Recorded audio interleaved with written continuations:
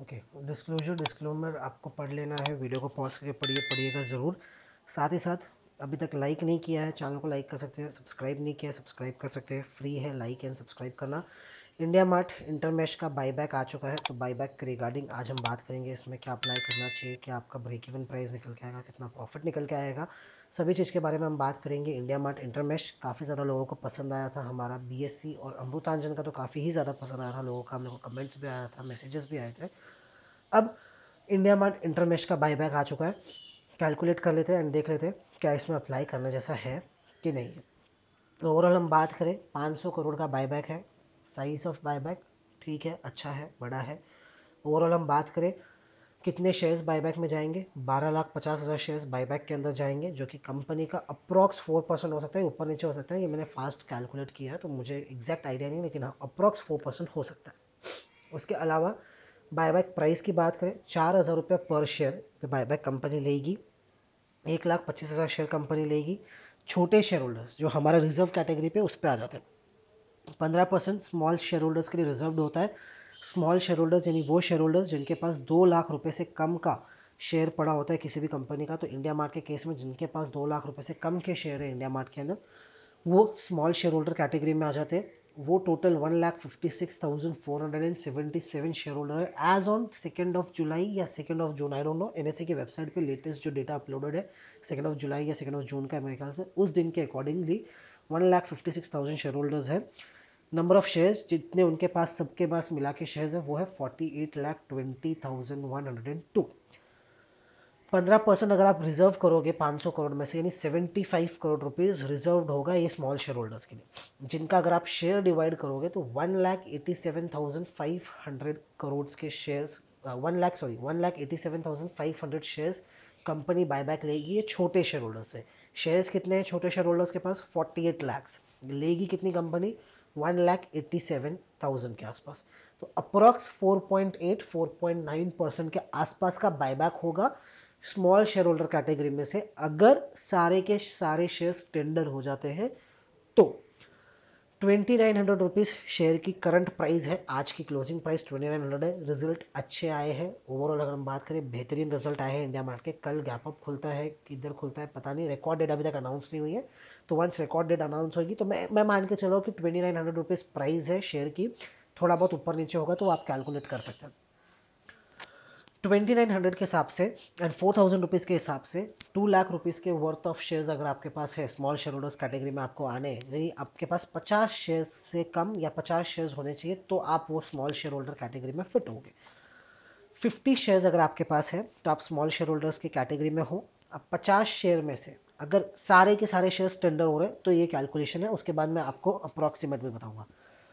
सारे के सारे शेयर होल्डर्स सारे के सारे शेयर्स टेंडर कर देते हैं स्मॉल शेयर होल्डर कैटेगरी के अंदर, तो आपका 4.85% जो एक्सेप्टेंस रेशो है उसके हिसाब से करीब करीब 2 शेयर्स आपके एक्सेप्ट होंगे 50 शेयर पे से, जिसमें आपको 2,200 रुपये का प्रॉफिट होगा, क्योंकि 2,900 अगर 4,000 माइनस 2,900 करूँ 1,100 रुपये पर शेयर, यानी 2,200 रुपये का प्रॉफिट होगा। एंड आपके बाकी शेयर्स का एवरेज प्राइस आ जाएगा 2,857, यानी 2,850 रुपये आपके बाकी शेयर का एवरेज प्राइस हो जाएगा। वहाँ तक आप सेफ हो। उसके नीचे जाता है तो आपको थोड़ा सा घाटा हो सकता है। उसके अलावा अब हम बात करते हैं, देखिए इंडिया मार्ट की केस में क्या है, काफ़ी सारे शेयर होल्डर्स ऐसे हैं, मेरे को भी ऐसे शेयर होल्डर्स पता है, काफ़ी सारे ऐसे शेयर होल्डर्स हैं जिनके पास एक एक दो दो चार चार शेयर्स हैं इंडिया मार्ट के, क्योंकि थोड़ी सी साइज़ बड़ी है शेयर की।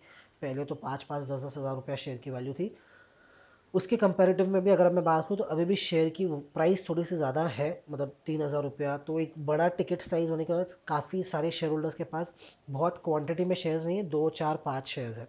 अब सिंगल शेयर स्ट्रैटेजी क्या इसमें वर्क करेगी ना, सिंगल शेयर स्ट्रैटेजी यानी जिनके पास एक शेयर है, अगर वो एक शेयर टेंडर करते हैं तो क्या कंपनी एक्सेप्ट करेगी कि नहीं, वो मुझे अभी तक पता नहीं है, उसकी कोई गारंटी नहीं है, इसके लिए मैं क्लेम नहीं कर रहा कि सिंगल शेयर स्ट्रैटेजी इसमें काम करेगी। यानी अगर आपके पास एक शेयर है तो आप एक शेयर टेंडर कर दीजिए, आपको प्रॉफिट हो जाएगा, वो अभी तक मुझे पता नहीं। 10% अगर एक्सेप्ट होते हैं शेयर्स, इफ़ अप्रॉक्स, देखिए सबके सब अप्लाई नहीं करते हैं या वन शेयर स्ट्रैटेजी अप्लाई नहीं होती है, तो 10% अगर कंपनी बायबैक में जो एक्सेप्ट करती है, 5 शेयर आपके जाएंगे, 5,500 का प्रॉफिट होगा, 2,777 आपका एवरेज प्राइस निकल के आएगा, बाकी जो एक्सेप्टेड 45 जो शेयर्स बचे हैं उनका। 20% करेगी, 10 शेयर 11,000 का मुनाफा, 2625 रुपये आपका एवरेज प्राइस। अब आपको बताना है, अगर 30% एक्सेप्ट करती है, 15 शेयर एक्सेप्ट करती है, 16,500 रुपीज़ का बेनिफिट होगा, तो कितना आपका बाकी शेयर का एवरेज प्राइस निकलेगा। कैसे कैलकुलेट करेंगे, 15 शेयर इंटू 4,000, जो अमाउंट आएगा उसको माइनस करना है 1,45,000 से। जब आप 1,45,000 से 15 इंटू 4,000 का जो अमाउंट आएगा उसको माइनस करोगे, जो अमाउंट आएगा उसको आपको डिवाइड करना है 35 शेयर से। जब आप 35 शेयर से डिवाइड करोगे, आपका एवरेज प्राइस निकल के आ जाएगा 30% शेयर्स के लिए, जो आपके 35 शेयर्स है उनके लिए। इस तरीके से 40% अगर लेते हो तो 20 शेयर आपके जाएंगे, 22,000 रुपये का गेन होगा। कैलकुलेशन ये दो की आप बताओगे कि क्या एवरेज प्राइस निकल के आएगा। अब अगर हम चार्ट पे चले जाते हैं, इसमें अप्लाई करना है कि नहीं करना है वो वर्डिक्ट मैं आपके साथ शेयर करूंगा, लेकिन देखिए ध्यान दीजिएगा, मैं जो वर्डिक्ट शेयर करूंगा मैं रजिस्टर्ड एडवाइजर नहीं हूँ, आपके एडवाइजर से कंसल्ट करके ही काम कीजिएगा। चार्ट पे अगर हम आ जाते हैं तो चार्ट पे एक चीज़ काफ़ी क्लियरली दिख रही होगी, इसको अगर मैं डेली टाइम फ्रेम चार्ट करता हूँ, रिजल्ट्स सुपर आए हैं, रिजल्ट्स में कोई डाउट नहीं, रिजल्ट्स अच्छे आए हैं। एंड आई होप कि कल ये काउंटर, होप क्या मतलब, लग रहा है कि कल ये काउंटर 3,000 के ऊपर चला जाएगा इजीली, एक अच्छा ब्रेकआउट मिलना चाहिए।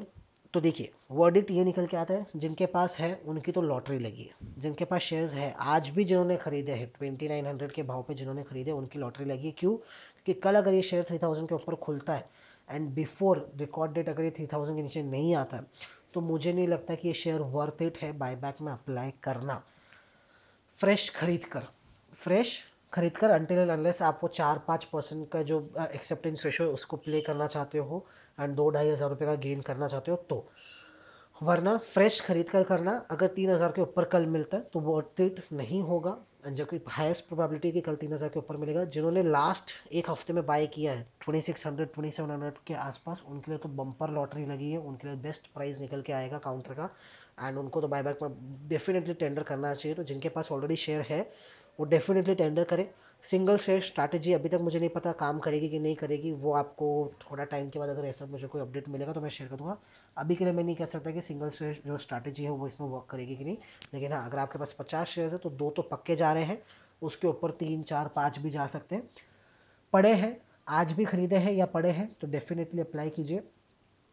फ्रेश कल खरीद कर अप्लाई करने की सोच रहे हो तो 3,000 3,100 के आसपास नहीं बनता है अप्लाई करके खरीदना, फिर आपका नेट प्रॉफिट और भी कम हो जाएगा। अगेन अगर आपको ये शेयर 2800 2700 के आसपास मिलता है, इस प्राइस के आसपास 2700 2800 के आसपास मिलता है, डेफिनेटली अगेन वंस आपको खरीद कर फ्रेश टेंडर करना चाहिए बायबैक के अंदर, डेफिनेटली फिर कि आप बायबैक में अप्लाई कर सकते हो। फंडामेंटली भी आपका काउंटर स्ट्रांग हुआ है, टेक्निकली भी काउंटर स्ट्रांग हुआ है, ब्रेकआउट मिलने के भी कल चांसेस है, एंड बायबैक में अगर है तो डेफिनेटली अप्लाई करना है। अच्छे गेन्स हो सकते हैं अगर आपके पास 2600 2700 के भाव से पड़े हैं। फ्रेश खरीद के अभी नहीं करना, 3,000 के ऊपर तो बिल्कुल भी नहीं करना। वापस अगर 2800 रिकॉर्ड डेट के पहले 2800 2700 के रेंज में आए तब आप खरीद कर अप्लाई कर सकते हो, और उसके नीचे में तो और भी अच्छा है। तो थोड़ा सा करेक्शन में आप खरीदें 2800 2700 के आसपास अगर किसी को फ्रेश लगाना है तो, और जिनके पास पड़ा है उनको तो डेफिनेटली खरीदना ही चाहिए, उनको तो डेफिनेटली अप्लाई करना ही चाहिए बायबैक के अंदर। ये मेरा वर्डिक्ट है। धन्यवाद।